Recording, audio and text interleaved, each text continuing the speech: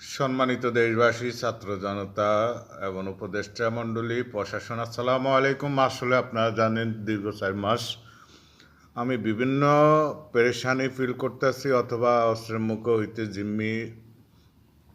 আপনারা জানেন এই মহিলাটাকে দিয়ে অনেকে আমাকে বিভ্রান্ত করতেছে অথবা সর্ব জায়গায় সবাই বলতেছে সে নাকি আমার ওয়াইফ, আমি নাকি তার হাজব্যান্ড। কিন্তু আজ পর্যন্ত তার ছাড়াও আমি দেখি না সে বিভিন্ন জায়গায় রমরমট দেহ ব্যবসা হইতে বিভিন্ন অবৈধ কাজের সাথে লিপ্ত।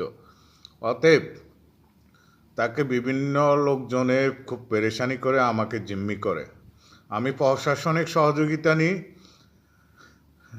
নেওয়ার পরে তাদের ওই সন্ত্রাসী বাহিনী আমাকে মানসিক টর্চার করে। গতকালকে রাত্রে তাকে কিছু সংখ্যক সন্ত্রাসী জিম্মি করে।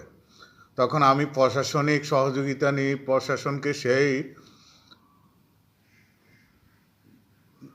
যখন প্রশাসন তাকে ফোন দেয়, প্রশাসনকে সে বলে নাকি সে ডাকা, কিন্তু যারা তাকে জিম্মি করছে তারা তার অবৈধ কাজের ভিডিও করে তাকে জিম্মি করে বলতেছে সে ডাকাতে। কিন্তু আমি প্রশাসনের উদ্দেশ্য করে বলতে চাই সে ডাকা না, সে আমাদের মানবদীর বাড়ি, ছাড়াবাড়ি, দৈন্যপুর আমিনুল্লাহ কোম্পানির বাড়ি বাঁধেরগোড়া হইতে, চন্দ্রগঞ্জ বাঁধেরগোড়া হইতে, অথবা তাকে যে শেল্টার দেয় চারাবাড়ি লিঠন, টিফু, মানবদীর বাড়ির হাবিব, এদেরকে যে কোনো মুহূর্তে অবস্থায় প্রশাসন অ্যারেস্ট করে তার খোঁজ পাওয়া যাবে যে সে কোথায় আছে।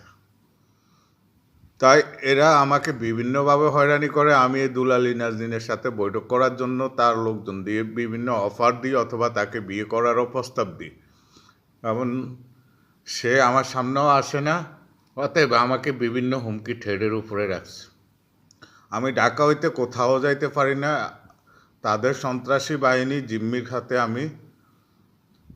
তাই আমি সর্বোত্তম সবাই সহযোগিতা কামনা করি।